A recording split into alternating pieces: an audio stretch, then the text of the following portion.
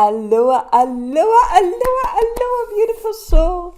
Happy to be here with you. Thank you so much for watching this Wednesday read session. And today I want to elaborate a little bit more on giving and receiving.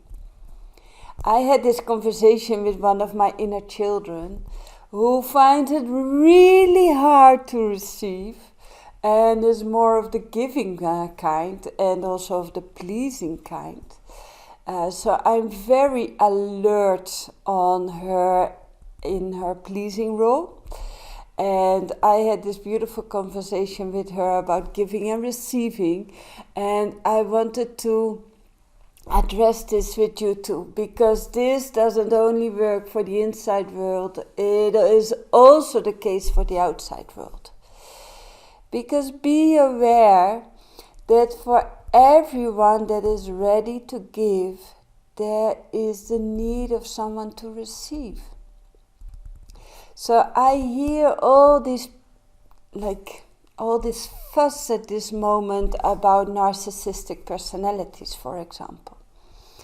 And I have totally I have no judgment about if people are narcissistic or not, if they attract pleasing people or not. Honestly, I have no clue. And it's not of interest to me. But what I do see and what I do know from my own experience, and I don't know, maybe my mother was narcissistic, maybe my sister is, maybe my brother is, maybe I am. I don't know. I don't want to label the people I'm around. But what I do know is that a narcissistic person has the whole world turning around them.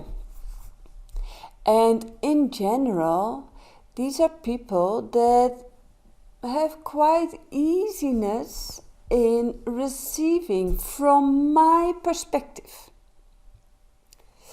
So when I am around people that are having this easiness around receiving, I am always looking at them with my big eyes, because that is so totally opposite from I have learned to be, that it is confrontational. It's a mirror. And in some ways, I am very good in receiving. But in a lot of ways, I am much more at ease giving. And at one moment there was this person who was saying, for every receiver you need a giver. For every giver you need a receiver. It is 50-50. It cannot be 75% givers and 25% receivers. Where are all those givers going to?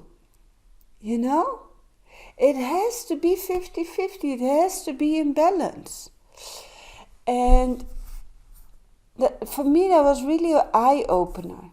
Because with some people, I'm not sure about you, let me ask you, are there people around you with whom it is easier to receive? Are there people around you with whom it is easier to give? Do you step automatically into a giving perspective with certain people? Do you step automatically into receiving with certain people? I do. I was not aware of it, but now I'm becoming aware of it, and I do. And there's nothing bad with that. Because when you are in the giving mode, isn't it a gift? Isn't it a little present? Isn't it like a big, massive, oh my God, this person is willing to receive what I have to give? Isn't it something to be grateful for? And when you are in receiving mode, Isn't it a little wonder that there's just someone there around the corner that is willing to give to you at the moment, at just that specific moment when you are ready to receive? And that the person giving is giving that specific thing that you are longing for? Because what are we longing for most? We are longing for attention. We are longing for being appreciated. We are longing for love. How beautiful is it that there are people that are ready to give that to us? And isn't it beautiful that there are people that are ready to receive that when we are in the giving mode? When you are in the giving mode, isn't it a little wonder that there's someone ready to receive your love, your attention, your appreciation at the moment that you are giving it? So yes, sometimes it is confrontational, because some people are very good in always receiving. And sometimes it feels they are never giving to you. And what I have found in my friendships is that there are some people I am always into giving mode to. And they empty my cup in a certain way. Sometimes. They do. Like, because if you are continuing giving, and sometimes your mind feels like, oh my God, but this has to stop somewhere. But then there are other friends with whom I'm much more in balance. And then there are other friends that are much more giving to me so I can fill that cup again. The balanced and the ones giving to me are helping me to fill my cup so that I can give again to other people. But because I'm very aware of it, I make sure that when I have received from those people, I also give back to those same people. Not only to the one that is always in the receiving mode. And I have learned with some friendships, it is very difficult to balance. I do not manage. I continue being in the receiving or in the giving mode. And I don't manage to switch it around.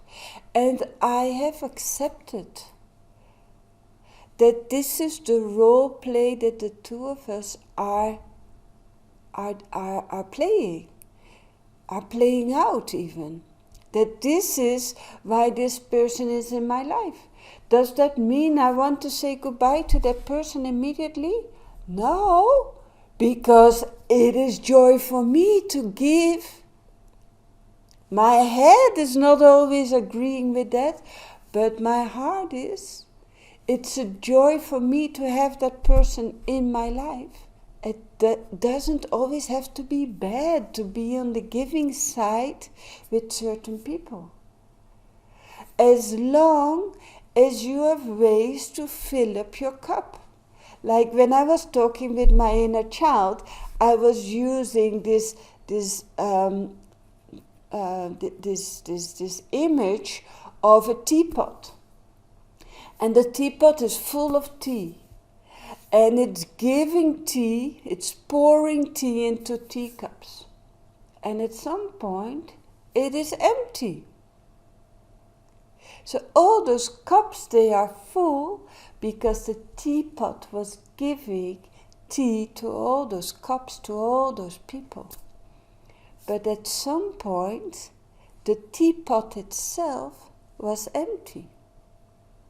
And it needed some assistance to fill up again. So the assistance, of course, in this case with a teapot, I imagine it comes from humans, pouring in hot water into the teapot again. But it's the same for us. Like that inner child that is so much in the pleasing mode, and the pleasing mode is a giving mode in my case, but sometimes it's also a receiving mode, because without even knowing, I already know in the energy what the other person needs. And if the other person is in a giving or in a receiving mode.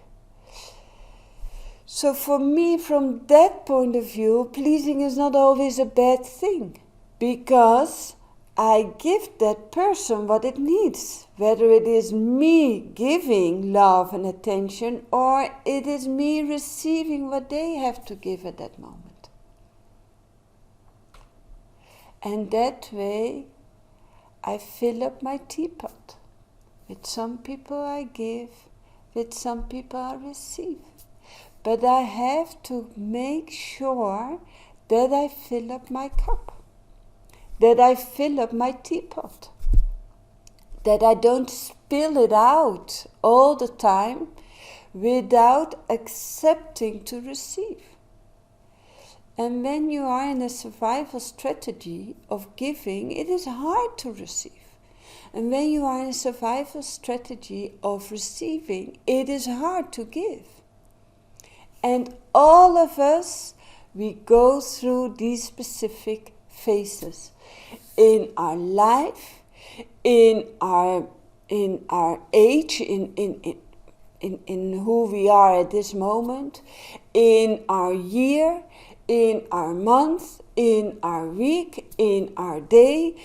I switch and swap from giving to receiving and giving and receiving. And sometimes when I'm in survival strategies of receiving, there can be months I need to receive and receive and receive before I am available for giving again. And there can be months that I am giving before I am available to receive again. But in general, during the day, I do both. Because I'm aware. Because I'm aware of how I can fill my cup. And when filling my cup is being out there in nature, I am receiving from nature. I'm receiving the energy that is helping me to get back into my balance. So for every giver, there is a receiver. And for every receiver, there is a giver. On which side are you? What is your dominant side? I hope really that I have given you some awareness of what is happening inside of you. Allow yourself to reach out if there is a need for receiving or if there's a need for giving. And I send you lots and lots and lots of joy and love on your journey. Ciao, ciao. Thank you so much for watching. Thank you, beautiful soul. If there's anything I want you to take from these videos, then it is the permission for you to shine your light. It's the most important thing. So go ahead, shine your light. I love you. Bye-bye.